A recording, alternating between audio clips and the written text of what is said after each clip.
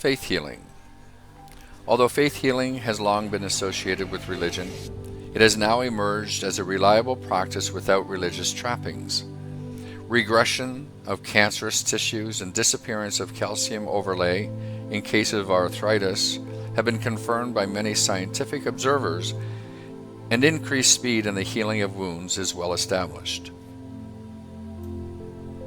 When one of the world's largest pharmaceutical firms offered a series of tapes dealing with the results of faith healing research, 27,000 doctors and psychiatrists requested and received them.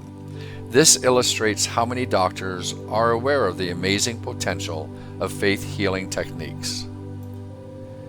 That the body is a complete laboratory in itself has long been realized, but since the subconscious controls the medication, it is often not only withholding the cure, but causes the disease by disrupting the bodily functions it is supposed to supervise and coordinate. What is expected tends to be realized is a law of mind that can cause disease or cure it. By the thoughts it holds and the emotions it entertains, the conscious mind determines how the subconscious energy is applied. Faith healing might be called natural healing because it utilizes the body's own resources. When dangerous bacteria invade the body, millions of white blood cells are manufactured in the bone marrow and are rushed off to the affected parts to engage and kill the intruders. If you could watch these amazing wars that take place in your own bloodstream, you would see a parallel of our larger world with navies at war. A white blood cell approaches a diseased germ in much the same manner as a warship closes in on an enemy vessel.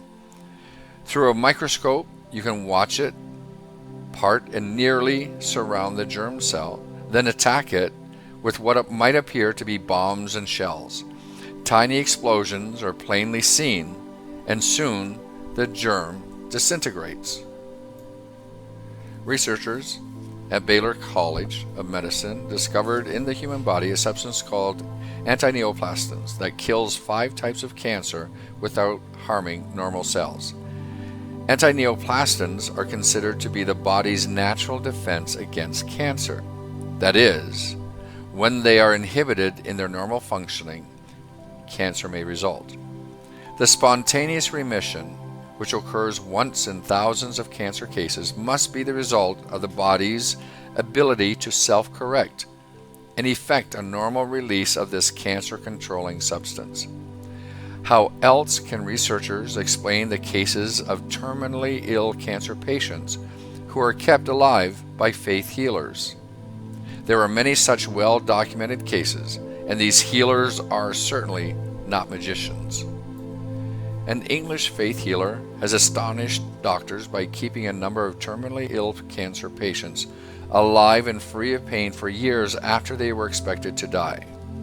Medical doctors of stature attest to the absence of cancer in patients they had given 6 months to live. The healer, Gilbert Anderson, uses a non-religious approach. His patients are first taught a meditation relaxing technique combined with breathing exercises. While in the self-imposed state of hypnosis, they are taught to imagine the cancer growth in their bodies with healthy cells attacking and killing it. The healer also did the laying on of hands act on the diseased areas of the patient, conditioned, improved. Dr. Ansley Mears, an Australian psychiatrist, taught a dying cancer patient a form of self-hypnosis to reestablish her own body's immunological defenses. She had been treated with surgery and radiation without lasting results and was weakening daily. Dr. Nigel Gray, director of the Anti-Cancer Council of Victoria, confirmed that she was dying when she went to Dr. Mears, but went into remission after his meditation treatments. Dr. John M. Bradley, head of the Melbourne's Peter MacCallum Cancer Institute, where she was treated before she went to Dr. Mears, agreed that Dr. Mears had helped her improve her condition perceptibly. He had no medical explanation for it. This was not a faith healing case, but the treatment and results point to the fact that the body and mind, when properly synchronized, have a defense mechanism which has been largely neglected in today's medical practice. A word of caution. If you value your life, don't let anything I've said in this recording or written in the book on faith healing keep you from a good medical doctor when you are ill. Often a viral infection or a bacterial invasion can kill you before your body can muster enough defense to defeat it.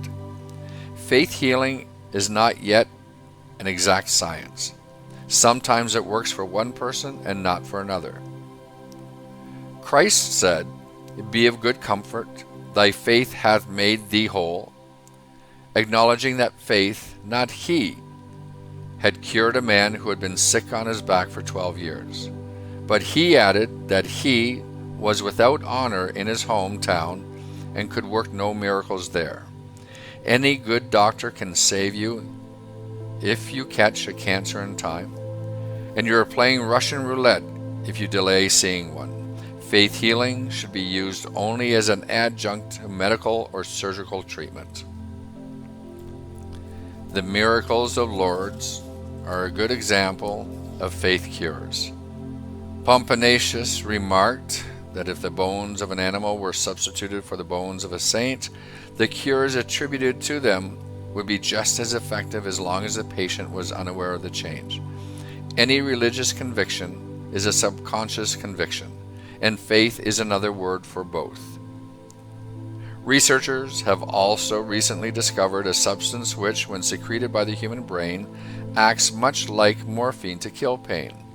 These known immunizing and pain-controlling substances, and perhaps many other undiscovered secretions at the disposal of the subconscious, could be responsible for the faith healings we now consider miraculous. More research is definitely needed. Science is our friend.